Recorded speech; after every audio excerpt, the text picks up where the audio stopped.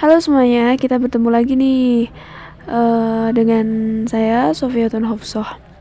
Kali ini kita akan membahas tentang peradaban Islam pada masa dinasti Mamluk. Kita akan mengupas sebagian kecil dari sejarah panjang dinasti Mamluk, kemajuan-kemajuan apa saja yang didapatkan, serta bagaimana dinasti ini bisa runtuh pada saat itu gitu ya.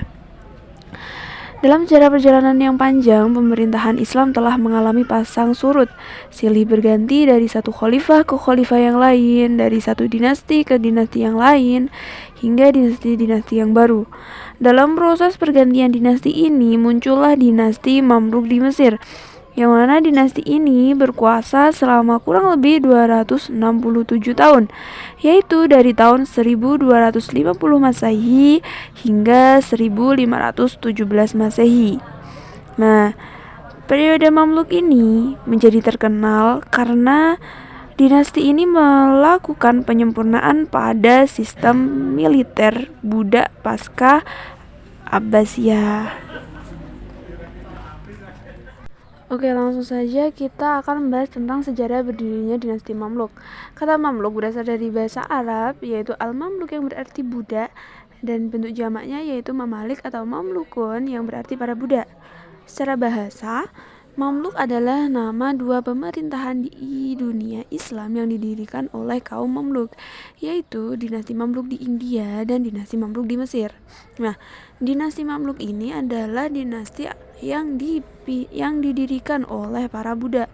Mereka tuh pada awalnya merupakan budak dari dinasti Ayyubiyah yang dididik dan dijadikan sebagai tentara. Kemudian ditempatkan di tempat yang terpisah dari masyarakat. Namun pada masa pemerintahan Al-Malik Al-Soleh, para Mamluk ini dijadikan pengawal untuk menjamin kelangsungan kekuasaannya, sehingga mereka memiliki hak-hak yang istimewa, entah itu di bidang tentara maupun imbalan-imbalan material gitu ya.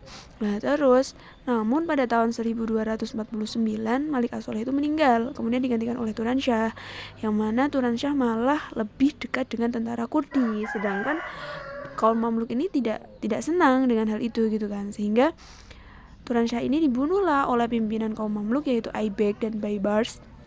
Kemudian istri dari Al-Malik Al-Soleh itu atau Sajarah Ad-Dur yang merupakan salah satu golongan Mamluk, dia mengambil tombak pemerintahan.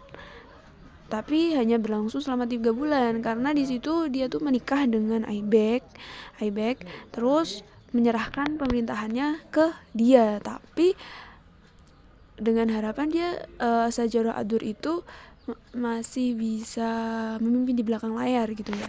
Namun Aibek malah licik, dia malah membunuh Sajarah Ad-Dur dan mengambil kendali penuh atas pemerintahan. Kemudian Aibek mengangkat sultan yang bernama Musa sebagai boneka pemimpinnya. Namun pada akhirnya Musa itu ya dibunuh lagi lah sama Aibek gitu ya. Nah dari situlah dinasti Ayyubiyah berakhir di Mesir, kemudian berganti dengan dinasti Mamluk yang diawali dengan naik tahtanya Izzuddin Aibek atau Aibek sendiri yang tadi itu ya. Nah di situ dinasti Mamluk itu dibagi menjadi dua, yaitu dinasti Mamluk Bahri dan dinasti Mamluk Burji gitu. Sekarang kita akan membahas kemajuan peradaban dari dinasti Mamluk. Nah, dalam bidang militer, dinasti ini sangat menjunjung tinggi pendidikan militernya. Selain itu, mereka juga memproduksi buku-buku mengenai ilmu militer, dan buku-buku ini sangatlah berkembang pesat.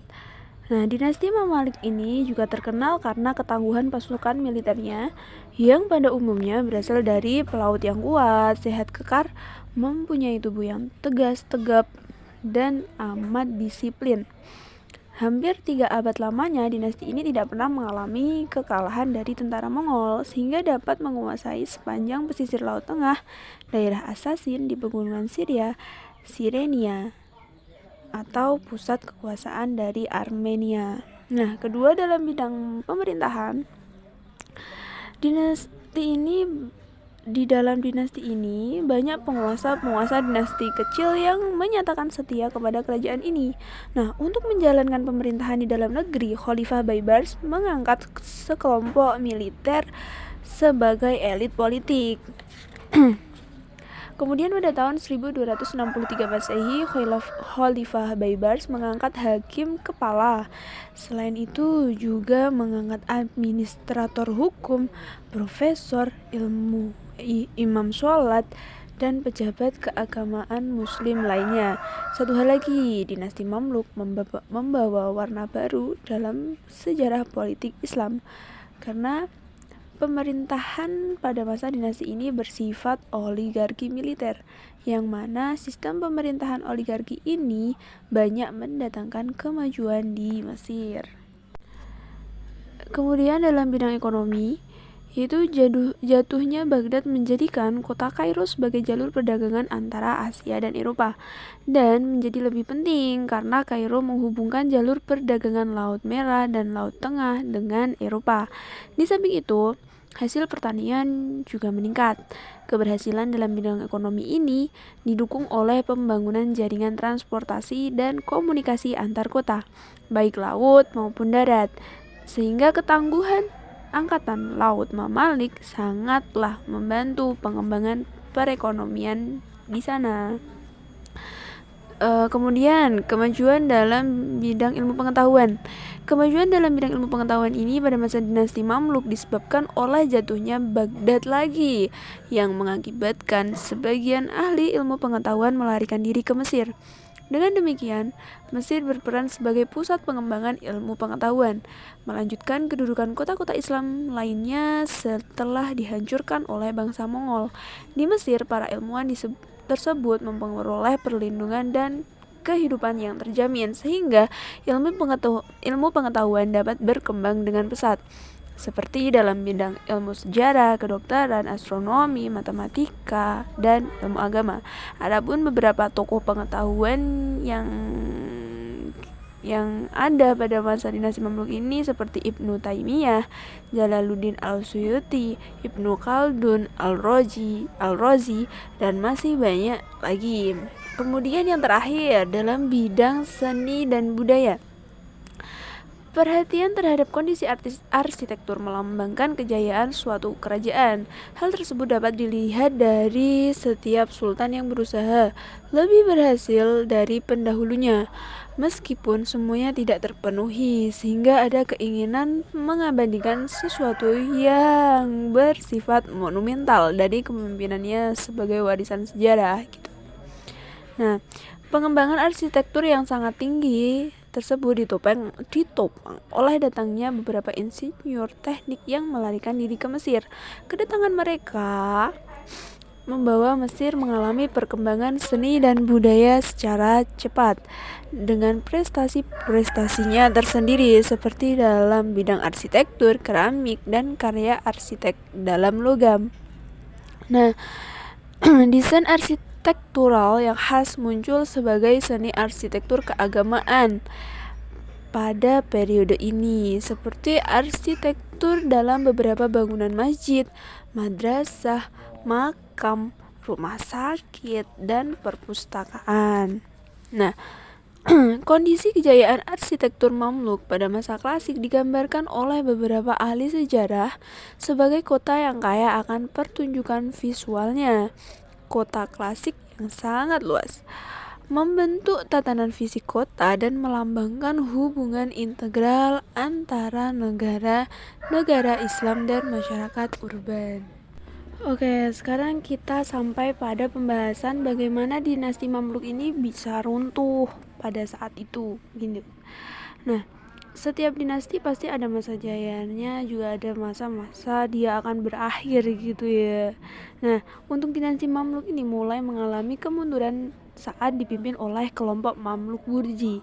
Hal ini bisa dilihat dari para sultan Mamluk Burji yang tidak memiliki wawasan dalam mengatur roda pemerintahan. Mereka hanya mempunyai pengetahuan dalam bidang militer, misalnya dalam hal memonopoli pabrik gula, melarang kaum wanita keluar rumah, dan memecat orang-orang non-muslim dari struktur kepemerintahan. Selain kondisi pemerintah yang rapuh, masyarakat juga banyak yang terjangkit penyakit epidemi yang sangat memakan banyak korban. Ditambah lagi, penguasa Mamluk Burji yang bermoral rendah dan tidak menyukai sesuatu yang berbau pengetahuan. Di samping kondisi internal tersebut, kondisi yang tak kalah penting juga mewarnai kemunduran dari dinasti ini, yaitu faktor eksternal. Pada tahun 1498, Vasco da Gama, seorang navigator yang berkebangsaan Portugis, mendapatkan jalan ke timur melalui Tanjung Pengharapan di Afrika Selatan. Dengan penemuan ini, orang Portugis dan Eropa lainnya bersatu untuk mendatangi daerah-daerah penghasil rempah-rempah di timur. Akibatnya, kapal-kapal yang biasanya melintasi Mesir dan Syria kini beralih ke Tanjung Pengharapan, sehingga penghasilan Mamluk menjadi berkurang. Lama-kelamaan menjadi mulai runtuh deh, gitu. Nah, di pihak lain, suatu kekuasaan politik baru yang besar muncul sebagai tantangan bagi dinasti Mamalik, yakni Kerajaan Utsmani. Kerajaan inilah yang nanti pada akhirnya mengakhiri riwayat dari kaum Mamalik di Mesir, begitu ya. Mungkin sekian penjelasan dari saya mengenai peradaban dinasti Mamluk di Mesir. Dan maaf kalau ada suara-suara yang mengganggu kayak suara ayam atau suara-suara anak kecil nangis gitu ya. Terima kasih udah menyimak. Nantikan video selanjutnya. Bye bye.